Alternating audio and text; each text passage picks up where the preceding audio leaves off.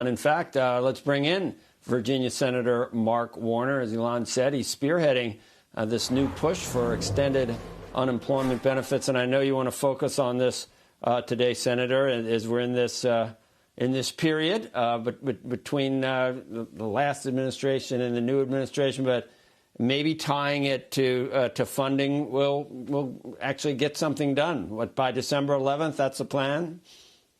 Well, the plan is, let's break it into two chunks. One, the extension of the unemployment. Matter of fact, there are more people on either the extended unemployment or the unemployment that covered gig workers, independent contractors, a whole lot of folks that have been affected by COVID that are not covered by traditional unemployment. We started this in a broad bipartisan way in March. We think we ought to not be leaving these folks in the lurch literally the day after Christmas when some of these benefits start to expire, particularly when we've seen this second wave of COVID. I actually do think there's a lot of bipartisan support for the unemployment extension. And then, as was mentioned, there have been a group of us, I've been working on the Senate side with a group bipartisan that says, hey, we will look, it'll be, I call it stupidity on steroids, if we allow this additional package, whether it's around unemployment, support for small business, vaccine distribution, a series of other areas that need to be in an interim package, a short-term emergency package to bridge us from now until the next administration. Right. Do you feel now that the election's over that there may be some traction here? How do you handicap it, Senator, at this point, realistically? Well, we're not going to do what the Democrats were looking for in terms of $2 trillion.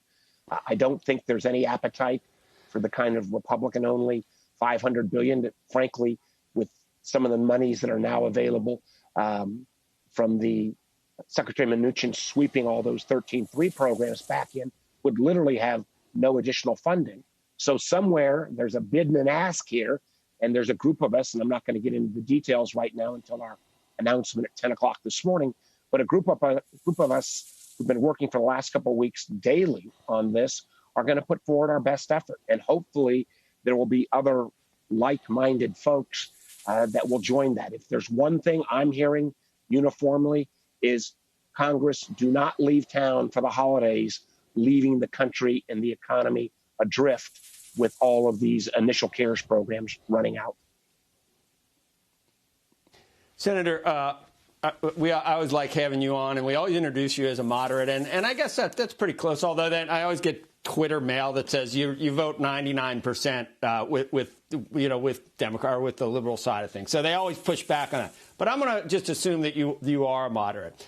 So we had someone on yesterday make the point that maybe President-elect Biden wouldn't be that disappointed if there was a divided government, if the Senate, if Georgia were not to, if David Perdue is, that were to happen, he doesn't need to appease some of the far left elements of the Democratic Party. And he does need, he owes them, and I think he feels that. And with some of his appointments, I think you're seeing that. But is there some truth to that? And for you, would you like to take the Senate as far left as some of members of your party would like? I think folks know my record. They know my background as a business guy. They know I can read a balance sheet. I tell you this, I'd love to be chairman of the Intelligence Committee, where I think with our nation under assault, that will only take place if we pick up both those seats. I think, frankly, seeing how hard this has been the last couple of weeks to get to this bipartisan compromise today, that's going to happen whether the Senate is 50-50, whether it's 52-48 Republican, 51-49 Republican. It's going to require those of us in the middle who want to work in goodwill with our bipartisan colleagues. We're going to be in the middle of a lot of things. Shepard Smith here. Thanks for watching CNBC on YouTube.